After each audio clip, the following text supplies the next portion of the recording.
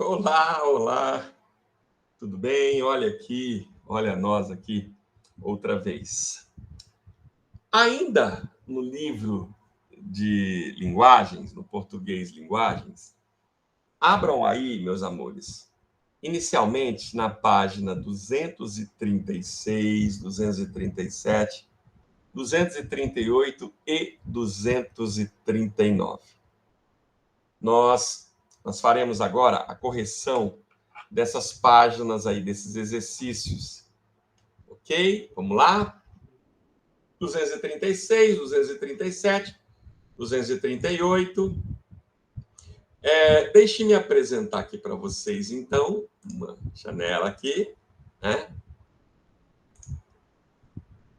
Ok. Beleza? Então tá. Aqui, gente. Vamos pegar aqui primeiro esse texto aqui. Esse texto dissertativo argumentativo. Olha só. A informatividade e a qualidade dos argumentos. Vejam aqui essa imagem, gente. Achei muito bacana, achei bem legal. Deixa eu diminuir um pouquinho aqui. Opa, foi muito, né? Aqui, vamos observar só a imagem, ó. Depois eu aumento um pouco mais. Narcisos, tá vendo? Uma indústria aqui, ó. Um empresário, né, de repente, se olhando aqui numa poça de esgoto, sei lá, dejetos, qualquer coisa que escorre de dentro da fábrica, e ele se vendo aqui de uma maneira bem diferente do que ele realmente aparenta ser, tá? Então vamos aqui observar um pouquinho. Olha só. O texto dissertativo argumentativo, a informatividade e a qualidade dos argumentos. Olha só, amores. Para captar o significado geral e o humor do cartoon, não podemos nos ater apenas ao que é mostrado. Não é só o que se mostra que também nos interessa. Vejam, vamos aqui por etapa. Leia o box, o mito de Narciso, na página seguinte e responda. Vamos primeiro ler aqui o mito de Narciso. Olha só. Narciso, segundo a mitologia grega, era um jovem dotado de extrema beleza. Quando nasceu, seus pais consultaram um adivinho que lhes disse que o filho viveria muito, desde que nunca contemplasse a própria imagem. Num dia de muito calor, Narciso se inclinou sobre as águas cristalinas de um lago e, nesse momento, contemplou seu rosto refletido na água. Pensou que se tratava de algum espírito das águas e o achou tão belo que se enamorou e não conseguiu interromper aquela contemplação. Ali ficou até morrer, e no lugar em que se achava, brotou uma planta cuja flor foi chamada de Narciso. Aqui nós temos o quadro, né, do pintor Caravaggio, 1573, 1610. A imagem de Narciso. Bom, vamos voltar então aqui para a primeira questão. Leia o box O Mito de Narciso. Na página seguinte e responda: que ligação há entre o nome da fábrica de cosméticos e o mito de Narciso? Que ligação há? Ora, gente, uma fábrica de cosméticos se preocupa, né? Ela se preocupa ou se ocupa, né, da criação de produtos. que tornem as pessoas mais belas, mais jovens, mais bonitas. Essa, aliás, é a intenção, né? Das fábricas dos cosméticos, fábricas de creme, fábricas de tantas coisas que vemos por aí, né? Letra B. Observe a seguir a reprodução da obra Narciso, de Caravaggio, e relacione a pintura com a situação mostrada no cartoon. Aqui está a situação do cartoon, né? Ele, o homem aqui, não sei bem, parece-me que ele é o empresário. Até a porta da fábrica que está aberta, então ele desceu para ver aqui a imagem, né? Pelo menos é o que aparenta. Então aqui nós temos essa imagem. Aqui nós temos a do quadro, a do pintor renascentista, Caravaggio. Então vejamos aqui, ó. Que semelhanças e diferenças você nota entre as duas obras? Tá aqui a respostinha, olha, meus amores.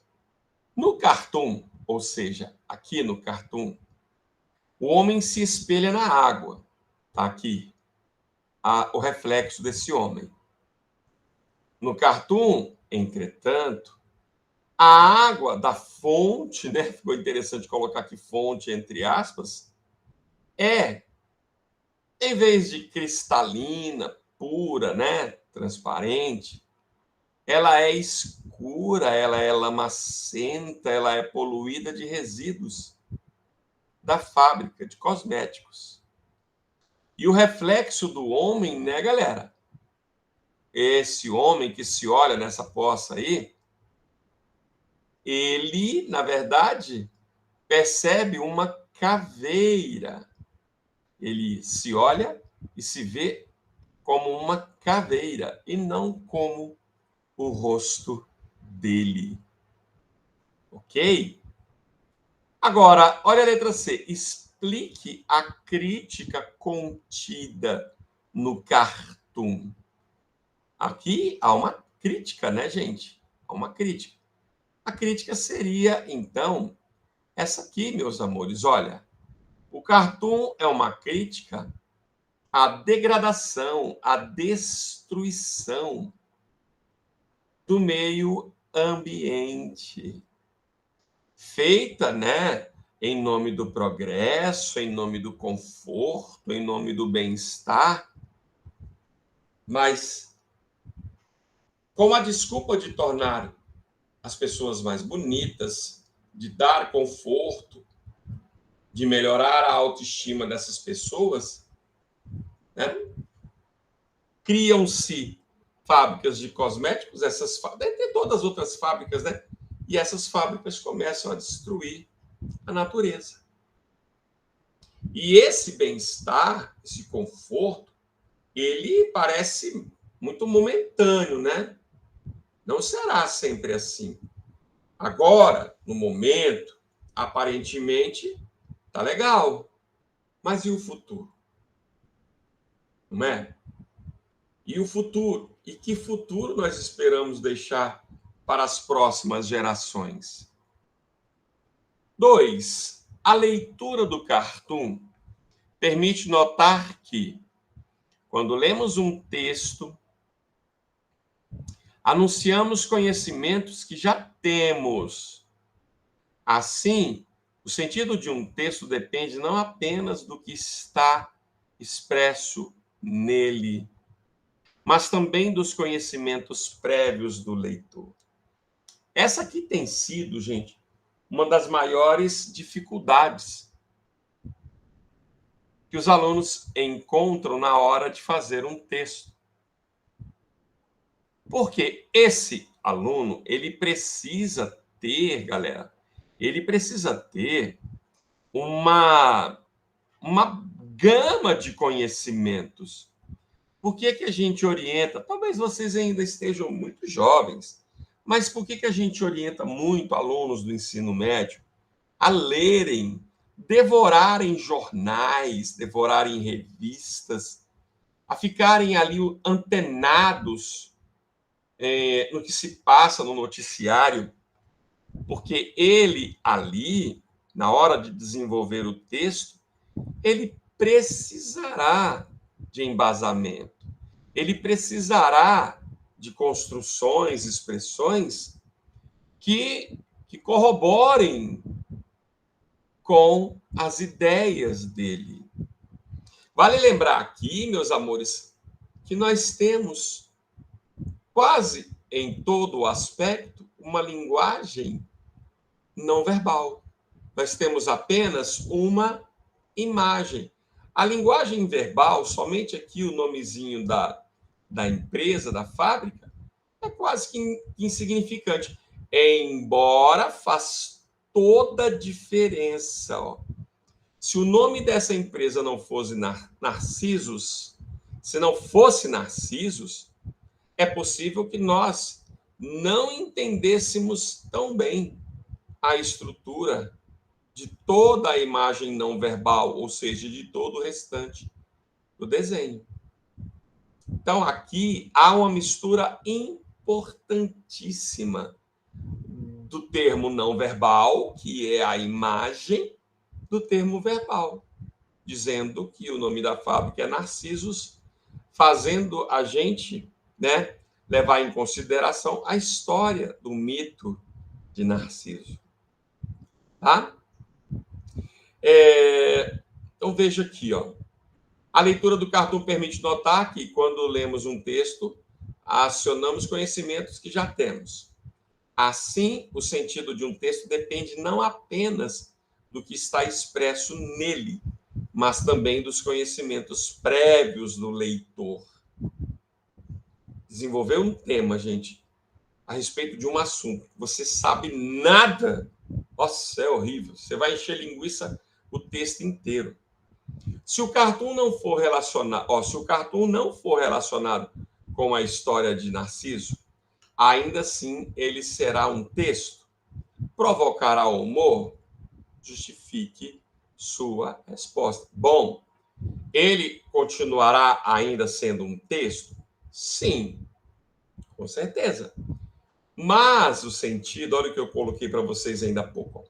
Mas o sentido dele, ele ficará empobrecido. Tá vendo?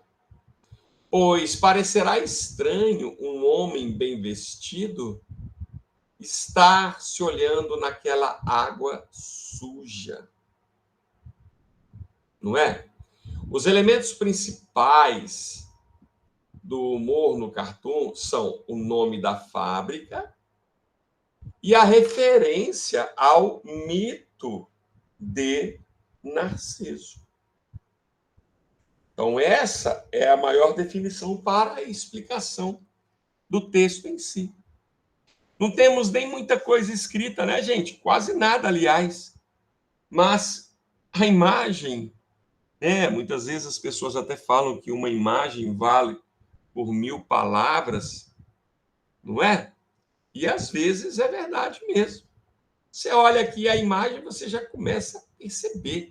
E diante do que está aqui, ó, nós temos argumentos para uma discussão eterna, não é? Uma discussão sem fim. Alguns vão dizer que a autoestima é fundamental, uma pessoa com baixa autoestima é uma pessoa que não quer trabalhar, que não quer produzir, blá, blá, blá, blá, blá, blá. Outros vão dizer que isso é besteira, que a pessoa precisa trabalhar a forma como ela é e não como ela quer ser. Mas, enfim, cada um tem aí a sua forma de achar, a sua forma de pensar, né? Olha aqui, ó. A compreensão mais aprofundada do cartoon que você leu depende de conhecimentos prévios do leitor a respeito do mito de Narciso e do quadro pintado por Caravaggio. Nesse caso, dizemos que o cartoon apresenta um alto grau de informatividade, pois nem todos os leitores têm esse tipo de informação. Nem todos. Vocês acham mesmo que pessoas conhecem a história, o mito de Narciso? Não é todo mundo que conhece. Então, vejam, informatividade, gente, é o grau de informação que um texto tem, que um texto veicula. Apesar de o cartoon lido apresentar um grau elevado de informatividade, é provável que um grande número de leitores tenha captado o sentido pretendido pelo cartunista. O de crítica à degradação do meio ambiente. No entanto, extrair da leitura do cartoon apenas o entendimento de que as empresas de cosméticos poluem o meio ambiente é apoiar-se em uma visão que faz parte do senso comum. Parece que isso aí é senso comum, todo mundo pensa assim. Isso é, uma ideia generalizada e evidente, emitida como verdade absoluta. Mas veja, desprovida de qualquer base científica e crítica. E por isso ela é discutível. Tá? Não é algo que você chegue para alguém e esse alguém vai concordar. Há ali uma situação de discussão. Por que é assim? Por que é assado? Por que não pode ser assim? Por que não pode ser assado? Há uma discussão ali, até chegarem, claro, a uma definição, a um consenso. Vejam, senso comum é um conjunto de ideias quase sempre generalizantes e às vezes preconceituosas. Baseadas em opiniões de autoria indefinida, tais ideias apresentam uma visão parcial da realidade, sem nenhuma base científica ou crítica, e por isso são geralmente quase questionáveis. Essa é uma afirmativa, né, gente? Ela é científica ou crítica e por isso são geralmente questionáveis. Por isso que não dá para você bater ali o martelo e dizer é desse jeito, vamos lá. Fazem parte do senso comum opiniões do tipo: o povo não sabe votar. Essas opiniões de senso comum, gente, são tão bobas assim, umas coisas. Você não tem como comprovar isso. O brasileiro não tem memória. Homem não chora. Os políticos são todos corruptos. Isso aí caiu no bem comum. Mas isso é necessariamente uma verdade? Acho que não.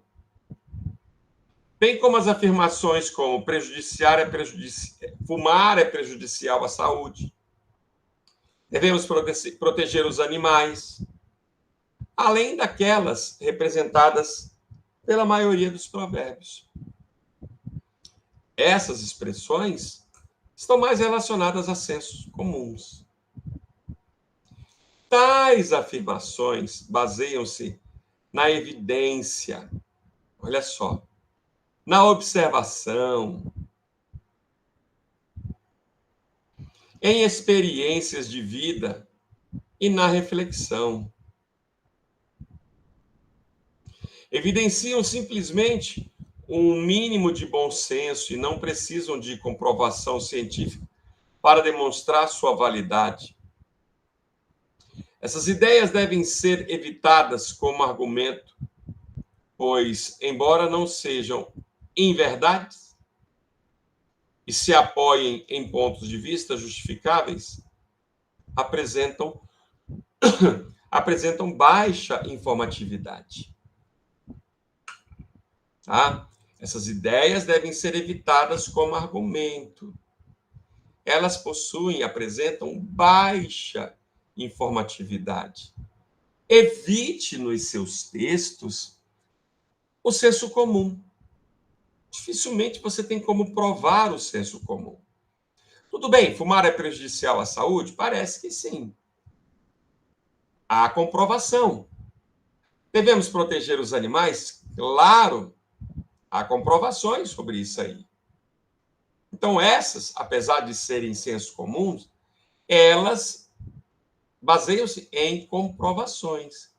Outras não, gente. Outras não tem como você provar, não tem como você acreditar que isso realmente funcione dessa maneira. Ok?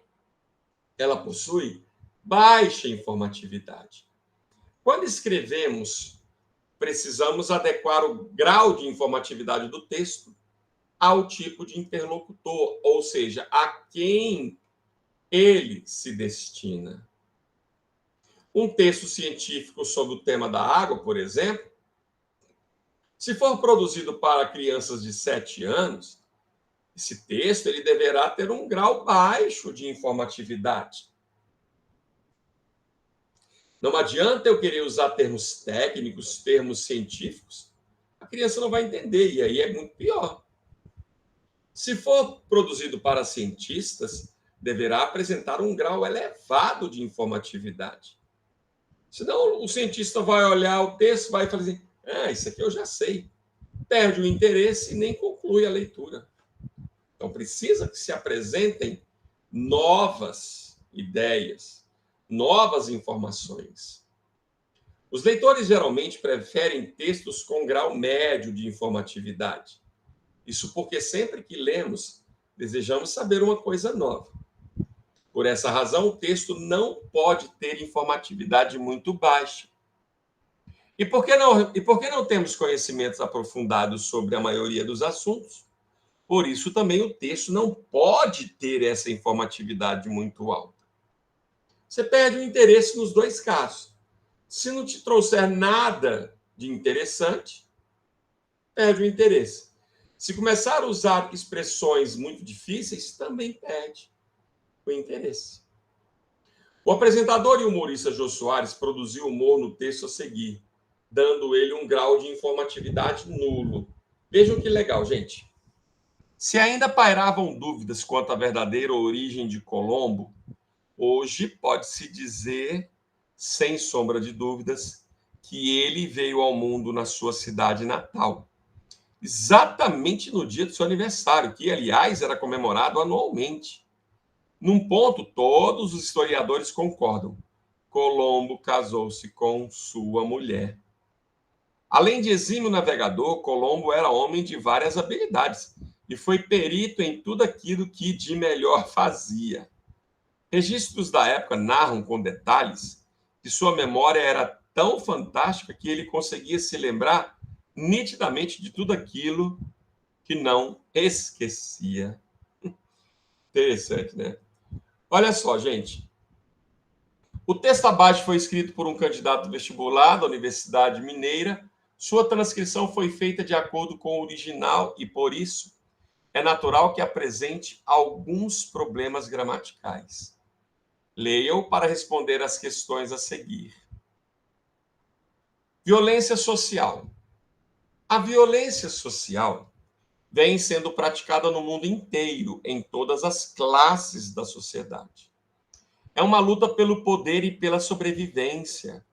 Uns matam e roubam para sobreviver, conseguir um pedaço de pão e ter com que se alimentarem. Outros praticam a violência apenas com o objetivo de enriquecerem ainda mais e dominar a classe mais fraca. Há rivalidades até entre famílias, filhos matando pais para tomar o que lhes pertence, irmãos brigando entre si, brigas por posses de terras causando guerras entre países, como ocorreu há pouco tempo e continua acontecendo. Por qualquer motivo se pratica a violência, uma simples discussão, ciúmes, um lugar em fila de ônibus, etc. Ninguém respeita o próximo.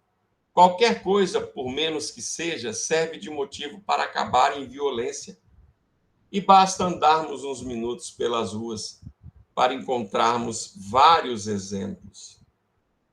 Assim como há os que praticam a violência pelo poder e pela sobrevivência, há também muitos que praticam por prazer, por querer mostrar que pode mais que o outro. É lamentável, né, galera? Bom, olha só. No primeiro parágrafo, o autor afirma que a violência é praticada no mundo inteiro. O que nos leva a supor que o texto será desenvolvido com exemplos da realidade de diferentes países e de diferentes níveis sociais. Isso se verifica posteriormente no texto. Não. Está perguntando, né? Isso se verifica posteriormente no texto? Não, né? O texto, gente, dá exemplos da ganância humana e faz breves referências a guerras internacionais. No segundo parágrafo, o autor afirma que há os que roubam e matam por fome e os que praticam violência com vistas ao poder. Beleza. O autor esclarece quem são as pessoas que chama de uns e outros? A que grupos pertencem, ou a cidade ou país em que vivem? Não, né, gente? Aqui ele usa de uma informação chamada genérica. Uma informação sem que se especifiquem os grupos sociais, as pessoas. Ela é genérica. Letra B do 2. Se há pessoas que roubam e matam por fome, então elas são vítimas de uma situação social grave. Logo, elas deveriam ser referidas no mesmo parágrafo em que são citados aqueles que praticam violência pelo poder? Claro que não, né, gente? Não. Não dá nem para comparar quem pratica violência pelo fato de ter poder e mostrar poder com aquele que precisa de, entre aspas, praticar a violência porque precisa se alimentar, precisa comer. Então, veja, não, por se tratar de situações diferentes, deveriam ser referidas em parágrafos também diferentes. Questão 3, gente. Observe o terceiro e o quarto parágrafo. Neles, as afirmações são genéricas e sem profundidade. Beleza. Que informações o autor poderia fornecer para torná-los mais precisos, mais ricos em ideias? Ele poderia passar a ideia, né, de que tipo de rivalidade há entre as famílias. Por que os irmãos brigam entre si? Por quê? Se o que leva os familiares a brigar é a fome ou a luta pelo poder, isso não foi mencionado. Eles estão brigando porque querem comer o que é do outro, ou querem o poder, que aparentemente não é de ninguém, e um quer se apossar. É a fome ou a luta? Beleza? E no quarto parágrafo, olha só. Em que países têm ocorrido lutas por terras? A que guerras faz referência? Então ficou muito vago isso aqui, ó. Ele usou o texto de uma forma muito genérica e não estabeleceu detalhes que são importantíssimos para a compreensão, para uma melhor compreensão do texto. Qual é o único motivo apresentado para explicar por que o indivíduo é levado à violência? O desrespeito ao outro. Claro, já é um motivo sensacional. Ok, mas é o único. Na sua opinião, claro, esse motivo é suficiente para explicar o fenômeno da violência no plano individual? Bom, eu espero que vocês tenham entendido que não. Que no plano individual há outras causas, mesmo que essas causas estejam aí, de novo, em um plano individual. No último parágrafo, o autor retoma a ideia principal exposta nos primeiros parágrafos, ou seja, a de que a violência é fruto da luta pelo poder e pela sobrevivência. Mas aí ele introduz uma nova ideia. Olha só, gente. Qual é essa ideia? A de que ainda existe a violência, meu Deus, praticada por prazer. Aí, francamente, eu, na minha opinião, já acho um pouco doença. Considerando-se as partes que normalmente compõem a estrutura de um texto, essa ideia está bem exposta no texto lido? Não, né, gente? Não está. Ela não foi desenvolvida em nenhum momento. Ele apenas citou que ainda existe esse tipo de prática, aquela feita por prazer. Mas ele não especificou em nenhum momento, tá? Ele não desenvolveu em nenhum momento. E a última aqui, a número 6. Como você constatou, o texto apresenta baixa informatividade. Ótimo, excelente. Como consequência, olha lá. A leitura do texto é atraente. Por quê? Eu entendo que ela é atraente até ali o início. Daqui a pouco você percebe que não vai trazer nenhuma novidade para você, então ela deixou de ser atrativa. Então ela é atraente? Vejo que não. Por quê? Porque ela não traz qualquer novidade, qualquer informação nova. E isso, às vezes, por conta disso, perde a atração, perde aí, né, o interesse na leitura. O autor transmite a impressão de ter domínio do assunto desenvolvido? Também não, né, gente? Se ele tivesse, ele teria o quê, gente? Demonstrado um pouco mais sobre esse assunto. Ele teria desenvolvido um pouco mais. Não é não? E a última aqui, o texto consegue convencer o leitor sobre o ponto de vista que defende? Também não. Ele não apresentou argumentos, ele não apresentou informações que comprovassem as ideias dele, ele não trabalhou com o convencimento, a persuasão, ele nada disso desenvolveu. Então, meus amores, um texto com pouca informação é um texto desinteressante e que não convence. Ok? Beleza? Deixe-me então parar aqui. Espero que vocês tenham gostado. Vejam aí as atividades de vocês. Um grande beijo. Fiquem todos com Deus. Tchau, tchau, galera. Tudo de bom para vocês. Tchau, tchau.